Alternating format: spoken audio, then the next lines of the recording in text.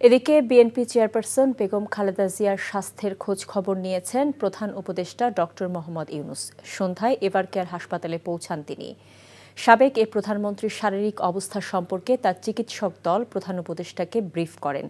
তারা জানান, যুক্তরাষ্ট্রের মাউন্ট সিনাই ও জনস হপকিন্স এবং যুক্তরাজ্য ও চীন সহ বিভিন্ন দেশের বিশেষজ্ঞ চিকিৎসকদের তত্ত্বাবধান ও সহায়তায় বেগম জিয়ার চিকিৎসা চলছে।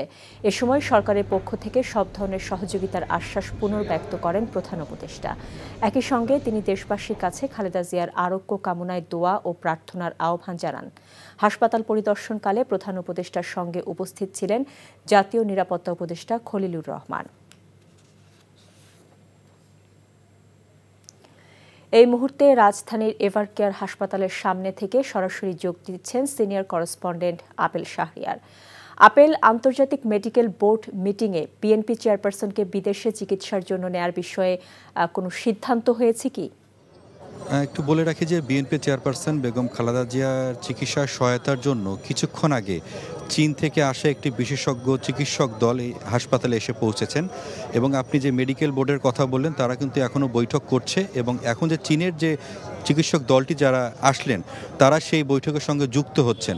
এবং চীন থেকে যারা এসেছে তারা মূলত হচ্ছে এয়ার অ্যাম্বুলেন্স স্পেশালিস্ট, অর্থাৎ ডক্টর মোহাম্মদ ইউনূস প্রধান উপদেষ্টা যখন বেগম খালেদা জিয়াকে দেখে যখন তিনি হাসপাতাল থেকে বের হন, এরপরে কিন্তু মেডিকেল বোর্ড বসে এবং মেডিকেল বোর্ড বসার উদ্দেশ্যটা হচ্ছে এখন তার শারীরিক যে অবস্থা, এই অবস্থায় তাকে বিদেশে নেওয়ার মতো পর্যায়ে আছে কিনা বা আর কী পদক্ষেপগুলো নিলে তাকে বিদেশে নেওয়া যেতে পারে, এই বিষয়টা নিয়েও কিন্তু এখন আলোচনা হচ্ছে। আমি হাসপাতাল সূত্র থেকে যেটি খবর পেয়েছি, যেহেতু কিছুক্ষণ আগে চীনের সেই টিমটি এসে পৌঁছেছে এবং তারা বৈঠকে বসেছে, এখন তারা আলোচনা করছেন এবং প্রতিনিয়তই কিন্তু বেগম খালেদা জিয়ার যে বিভিন্ন পরীক্ষা নিরীক্ষার মধ্যেই তাকে যেতে হচ্ছে। যেহেতু কিছুক্ষণ পরপরই তার শারীরিক যে অবস্থাটা কিছুটা ভালো হচ্ছে, আবার কিছুটা আগের পর্যায়ে চলে যাচ্ছে, এজন্য এখন তারা যে আজকের যে বৈঠকটি বসছে তারা রাতে, এখনই কিন্তু সিদ্ধান্তটা মোটামুটি হয়ে যাবে যে তার যে শারীরিক অবস্থা, এই অবস্থায় তাকে বিদেশে নেওয়া সম্ভব হবে কিনা।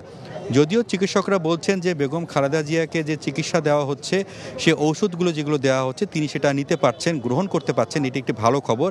এই জন্য তারা এখন চাচ্ছেন যে আজকে যে মেডিকেল বোর্ডের বৈঠকের পরের যে পদক্ষেপগুলো রয়েছে তাকে কিভাবে আরও চিকিৎসা দেওয়া যায় সেটি কিন্তু এখন আলোচনা হচ্ছে। এবং ডক্টর মোহাম্মদ ইউনূস যখন হাসপাতালে আসেন তখন কিন্তু তাকে একটি ব্রিফ করা হয়েছিল, অর্থাৎ সেই ব্রিফে কিন্তু যে বিষয়গুলো উঠে এসেছে, ডক্টর মোহাম্মদ ইউনূস সবসময় বলেছেন, আগেও বলেছেন, এবারও এসে বলে গেছেন যে বেগম খালেদা জিয়ার চিকিৎসার জন্য সর্বোচ্চ যতটুকু সহায়তা দেওয়া দরকার সর্বোচ্চটি তিনি করবেন। এবং এখন কিন্তু এই হাসপাতালে দলটির মহাসচিব মির্জা ফখরুল ইসলাম আলমগীর সহ সিনিয়র বেশ কয়েকজন নেতা এখানে উপস্থিত রয়েছেন। তারাও আসলে মেডিকেল বোর্ডের এই বৈঠকের পরবর্তী যে সিদ্ধান্তগুলো আসবে সেই সিদ্ধান্তগুলো তারা বাস্তবায়নের ক্ষেত্রে তারাও কিন্তু প্রস্তুত রয়েছেন।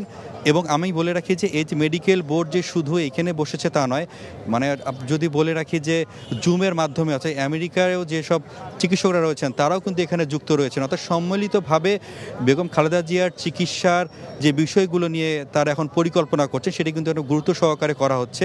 এবং লন্ডনে বিএনপির ভারপ্রাপ্ত চেয়ারম্যান তারেক রহমান তিনিও কিন্তু সার্বক্ষণিক খোঁজ খবরগুলো নিচ্ছেন। অর্থাৎ আজকে বৈঠকের পর যে সিদ্ধান্তগুলো আসে বেগম খালেদা জিয়ার যে চিকিৎসাটা কিভাবে হবে সেটি নিয়েও কিন্তু এখন আলোচনার মধ্যে আছে। এবং যেটি বলে রেখেছি আমি যে ডক্টর মোহাম্মদ ইউনূস কিন্তু বলে রেখেছেন যে সর্বোচ্চ সহায়তা দেওয়া হবে যে সিদ্ধান্তটাই আসলে বৈঠক থেকে আসুক না কেন। এবং হচ্ছে এই এভারকেয়ার হাসপাতালে আমি দেখেছি যে বাইরেও কিন্তু অনেক নেতাকর্মীরা এখানে উপস্থিত হয়েছেন এবং সাধারণ মানুষও রয়েছেন, সবাই দোয়া করছেন এবং সবাই চাচ্ছেন যে চিকিৎসাটির মাধ্যমে বেগম খালেদা জিয়া ধীরে ধীরে সুস্থ হয়ে উঠবেন। জানছিলাম বেগম খালেদা জিয়ার স্বাস্থ্যের খবর।